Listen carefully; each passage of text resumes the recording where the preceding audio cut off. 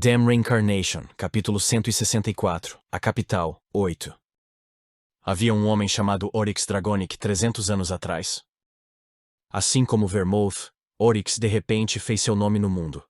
Durante o tempo em que os exércitos de bestas demoníacas invadiram a fronteira de Kiel, um general pensou que seu exército não tinha chance de vencer naquele caótico campo de batalha. Então, ele estava prestes a ordenar que seu povo recuasse. Naquele momento, Oryx literalmente caiu do céu. Depois que apareceu, massacrou metade dos exércitos de bestas demoníacas com sua espada de força, que atingiu dezenas de metros de comprimento. Com a ajuda de Oryx, o exército de Kiel tinha uma chance de vencer, e eles não a desperdiçaram. Expulsaram com sucesso o exército de bestas demoníacas da fronteira de Kiel. A maioria dos heróis que viveram durante a época tinha uma ou duas histórias como essa. Isso era natural. O mundo estava um caos 300 anos atrás. Havia guerras acontecendo em todos os lugares. Os inimigos sempre foram fortes. Os humanos eram fracos e em menor número. As pessoas não podiam deixar de sonhar em se tornar heróis. Quando alguém perguntou a Oryx sobre onde ele havia aprendido esgrima, Oryx disse ao homem que havia aprendido com seu pai. Quando alguém interrompeu a conversa e perguntou como ele poderia acumular tanta mana, sua resposta permaneceu a mesma. Na verdade, ele usava a mesma resposta para a maioria das perguntas. No final, o general ficou tão frustrantemente curioso que teve que perguntar quem era o pai de Oryx. O nome do meu pai é Parlasques, ele é um dragão. Embora o mundo acreditasse que sim, Hamel sabia que Oryx Dragonic não era meio humano e meio dragão. Seu nome era Venus Allen. Assim como Hamel, ele era um mercenário. Em um ponto no tempo, Venus e Hamel estiveram na mesma guilda de mercenários. Eles até lutaram juntos no campo de batalha. Mas não era amigo de Hamel. Venus era um maldito de mente fechada. Quando o jovem Hamel se juntou à guilda mercenária, Venus se tornou o superior direto dele, pois Venus era um ano mais velho. Venus ordenava a Hamel que esvaziasse os penicos e lavasse as roupas fedorentas dos mercenários mais velhos. Como a tradição do membro mais jovem do grupo fazer todo tipo de trabalho sujo já existia mesmo naquela época fodida, Hamel seguia obedientemente as ordens de Venus. Hamel ainda era jovem na época, mas fiel à sua natureza inata, seu temperamento estava ficando cada vez pior. A princípio, ele simplesmente seguia ordens, mas a certa altura, todas as coisas que ele era forçado a fazer começaram a irritá-lo. Aquele maldito é apenas um ano mais velho que eu, mas continua me dando ordens, só porque é meu superior direto. Venus não era o único de quem Hamel não gostava. Ele também odiava os veteranos mercenários. Não havia nada a aprender com eles, e não mereciam respeito. Alguns deles até olhavam para o traseiro do jovem Hamel de uma forma muito sexual. E não era tão raro que esse tipo de incidente acontecesse na guilda mercenária durante a época. Claro, Hamel preferia morrer antes de aceitar qualquer tipo de assédio sexual, e foi assim que o inferno acabou. Um dos mercenários mais velhos se esticou um pouco perto demais do saco de dormir de Hamel. Tendo finalmente ficado sem paciência, Hamel simplesmente deu uma surra em seu veterano. Naturalmente Venus também surtou. Ele regou Hamel com xingamentos, então Hamel espancou Venus também. O líder da guilda mercenária então pulou sobre Hamel, dizendo que iria cortar os braços dele. Como o membro mais jovem de uma guilda de mercenários, ousa enlouquecer e cometer um motim. Portanto, Hamel também espancou o líder da guilda mercenária. Obviamente, como ele havia de fato se revoltado contra a liderança, não poderia mais permanecer na guilda. O jovem Hamel juntou rapidamente seus pertences e vasculhou os bolsos do inconsciente Venus e outros mercenários. Depois disso, deixou a guilda mercenária. Hamel pensou que seria a última vez que veria Venus. Quando Venus se tornou Oryx e protegeu a fronteira de Kiel, Hamel estava no grupo de Vermouth. A pedido do imperador de Kiel, eles se dirigiram para a fronteira do Império. Quando chegaram, no entanto, a batalha já havia acabado. O general que guardava a fronteira apresentou Oryx ao grupo de heróis de uma maneira bastante grandiosa. Como Hamel não conhecia Venus há muito tempo, não conseguiu reconhecê-lo por sua aparência. Além disso, Venus também parecia diferente. Seu cabelo agora era ruivo e seus olhos se tornaram azuis. No entanto, Hamel lembrou-se da mana de Venus. Claro que sim. Venus sempre havia criticado como Hamel treinava sua mana. Porém, para uma pessoa que falou tanta besteira, Venus certamente não tinha muitos núcleos ou tanta mana. Eu tenho algo no meu rosto? Alcester perguntou enquanto timidamente esfregava sua bochecha. Devo ter olhado para ele por muito tempo. Após o pensamento, Eugene respondeu casualmente. Fiquei surpreso ao conhecer o descendente do lendário meio-dragão. Isso é tudo. Ah! Alcester sorriu como se entendesse por que Eugene o encarava. Estou falando com os descendentes do grande Vermouth, então sei que não devo ficar muito orgulhoso. Mas meu ancestral, Sir Oryx Dragonic, também foi um herói lendário. Eugene desesperadamente segurou o riso. Meu ancestral não pôde recusar o pedido do imperador na época, então permaneceu em Kiel e protegeu o império. Porém, segundo a história da nossa família, ele sempre se arrependeu de não ter ido para Helmut. Sob o manto, Eugene beliscou a própria coxa. Mer também leu o que estava acontecendo na cabeça de Eugene. Sem nenhum motivo pessoal, Mer ajudou Eugene a conter o riso, também beliscando e torcendo a pele da cintura e dos braços de Eugene. Você é Venus? Você pegou o homem errado.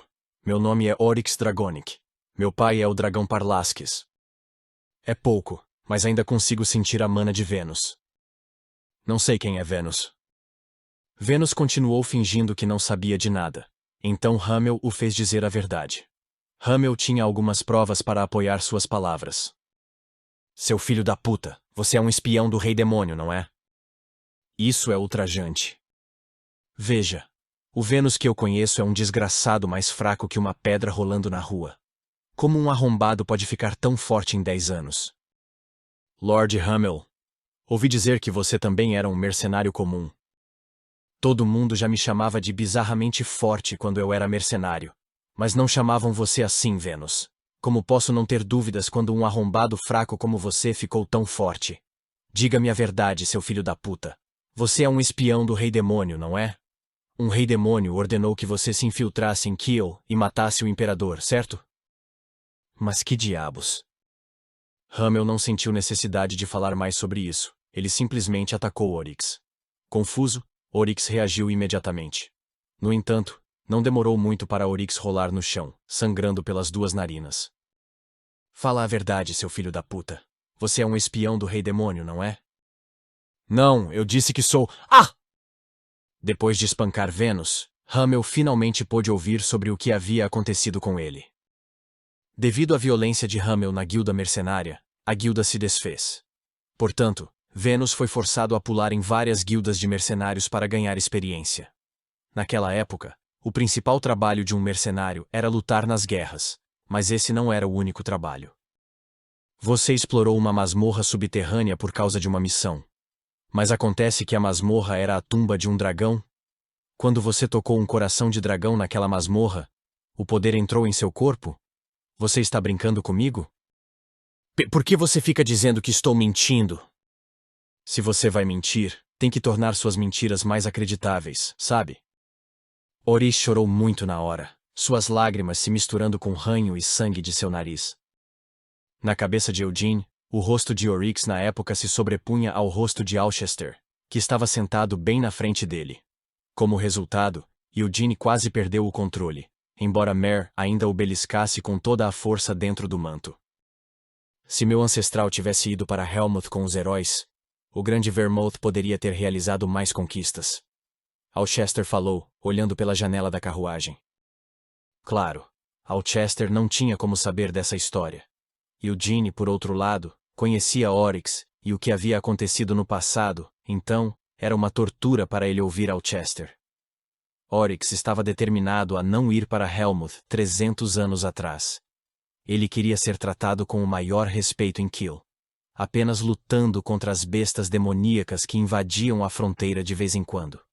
Se ele tivesse ido para Helmut, Oryx teria que lutar todos os dias e se preocupar com alguém enfiando uma faca em sua garganta todas as noites. Era assim que Helmut tinha sido na época. O grupo do herói também não precisava de Oryx. A princípio, Siena se interessou pelo coração de dragão de Oryx, mas logo se decepcionou ao descobrir que Oryx não tinha tanta mana, mesmo sendo o dono de um coração de dragão. Hamel, você conhece o ditado passar batom em um porco? Por que você colocaria batom em um porco? Você é mais burro que um porco. Já que o Moron gostava de lutar contra pessoas fortes, ele também se interessou por Oryx. No entanto, seu interesse rapidamente se dissipou quando descobriu que Oryx não era tão forte quanto ele pensava. Quanto a Anise e ao Vermouth, eles mostraram zero interesse em Oryx desde o início. Anise disse que o grupo atual era ideal, acrescentando que alguém apenas quebraria o equilíbrio. Ainda por cima, ela avaliou Oryx como alguém que não valia o suficiente para ela esperar até que o grupo recuperasse o equilíbrio. Vermouth disse a mesma coisa. O grupo de heróis não precisava de um membro extra. Os 5 estavam bem sozinhos. Vermouth sempre disse isso. Enquanto o grupo vagava por Helmut, eles encontraram vários heróis. Alguns desejavam ser membros de seu grupo. Houve alguns que o próprio Hamel queria como um dos membros do grupo. Havia uma coisa que ele nunca poderia negar. Hamel era o membro mais fraco do grupo de heróis quando chegaram à linha de frente de Helmut. Entre os heróis que já haviam se destacado na área, havia muitos que eram mais fortes do que ele. No entanto, Vermouth nunca os convidou para se juntarem ao seu grupo. Pelo contrário, quando outros heróis se aproximaram dele querendo se tornar um membro, ele os rejeitou firmemente. Vermouth explicou a eles que tinha sido ótimo lutar juntos nesta ou naquela ocasião, mas tinha que estar junto com seus atuais companheiros. Na época, Hamel realmente não conseguia entendê-lo. Ainda não, Eugene pensou, sentindo emoções confusas. Ele colocou a mão dentro do manto e deu um tapa nas costas da mão de Mer para impedi-la de beliscá-lo. Você parece ter muito respeito pelo seu antepassado, falou Eugene, tentando ser o mais calmo possível. Assim como você respeita o grande Vermouth. Alcester falou sorrindo. Meu ancestral pode não ter lutado contra os reis demônios em Helmuth, mas protegeu vários cidadãos de Kiel e a fronteira do Império Kiel. Sir Vermouth protegeu o mundo lutando contra os reis demônios, mas meu ancestral também dedicou sua vida a Kiel. Alcester olhou para o símbolo da Ordem dos Cavaleiros Dragão Branco em seu uniforme. Dizem que o primeiro imperador de Kiel era amigo de um dragão. Alcester explicou o mito fundador de Kiel. Desde o início, o Império Kiel tem sido amigo dos dragões. No entanto, muito tempo se passou desde que o dragão guardião do Império morreu. Nenhuma conexão existiu entre o Império e os dragões depois. Mas quando meu ancestral meio-dragão chegou a Kiel 300 anos atrás, o Império mais uma vez tornou-se amigo dos dragões. Cough! Eugene de repente limpou a garganta. O que foi? Alcester perguntou rapidamente. Meu ferimento da luta com a princesa Rakshasa de repente doeu. Eugene agarrou seu peito, reprimindo fisicamente sua risada. Claro que você teria um ferimento. A princesa Rakshasa é forte. Carmen falou enquanto virava a cabeça para longe da janela. Segurando o braço direito enfaixado, ela continuou. Mas nós também somos fortes, garoto. Bem, acho que não posso mais chamá-lo de garoto, Eugene. Por que você está me chamando de garoto, então? Alcester interrompeu timidamente. Calado, garoto. Eu não sobrevivi a uma batalha de vida ou morte com você. Então ainda é uma criança para mim, Alcester. Alcester não conseguiu entender a lógica de Carmen, mas decidiu não mexer nisso. Um dragão, hein? Carmen murmurou baixinho enquanto olhava para os dedos enfaixados. Você tem algo que gostaria de dizer? Eugene perguntou cautelosamente. Não é nada. Carmen colocou a mão no bolso do casaco e riu. Genocídio celestial. O relógio de bolso que esconde sua verdadeira forma. Enquanto continuava olhando para o relógio de bolso, olhou furtivamente para Eugene. Um dragão, hein? Eugene ficou em silêncio com o ato óbvio de Carmen. O que Carmen havia dito no dia anterior passou pela cabeça de Eugene. Encontrei o genocídio celestial sem querer. Não, foi um milagre. Nossa, já faz décadas desde que o encontrei. Passei por uma experiência mágica quando era jovem. Isso é tudo o que posso dizer. Você começou de qualquer maneira, então por que não pode simplesmente me contar toda a maldita história? Não posso quebrar a promessa, pois as promessas são importantes. De qualquer forma, graças ao fato de Carmen ser realmente óbvia, Eugene teve uma ideia aproximada sobre como Carmen colocou as mãos no genocídio celestial e quem o fez. Não seria melhor irmos juntos? Alchester perguntou com uma pitada de descontentamento. Não, vocês deviam ir de carruagem. Carmen balançou a cabeça. Acho ineficaz. Eu pedi a você e ao resto dos Cavaleiros Dragão Branco para proteger as áreas próximas da terra dos Lionheart. Não quero que estranhos entrem na propriedade principal. Devido à firme rejeição de Carmen, Alchester não teve escolha a não ser recuar. Nesse caso, farei o que você pede. Usaremos o portão de dobra nos arredores de Ceres para visitar a terra dos Lionheart. Discutiremos como proteger a propriedade mais tarde. Iremos até você, então basta montar um acampamento fora do muro da propriedade principal ou algo assim. Carmen instruiu Alchester. Saindo de perto de Alchester, Carmen passou primeiro pelo portão de dobra. Seguindo Carmen, Eugene também entrou no portão de dobra. A visão de uma floresta familiar se desenrolou diante de seus olhos. Você fez isso por causa da floresta? Eugene perguntou a Carmen, que estava colocando outro charuto na boca. Sim, por isso. Carmen assentiu. Alchester não é uma pessoa de coração negro. Eu o conheço desde que era uma criança pequena. Ao mesmo tempo, troquei conhecimento pelo bem dos Lionhearts e da amizade dos Dragonics.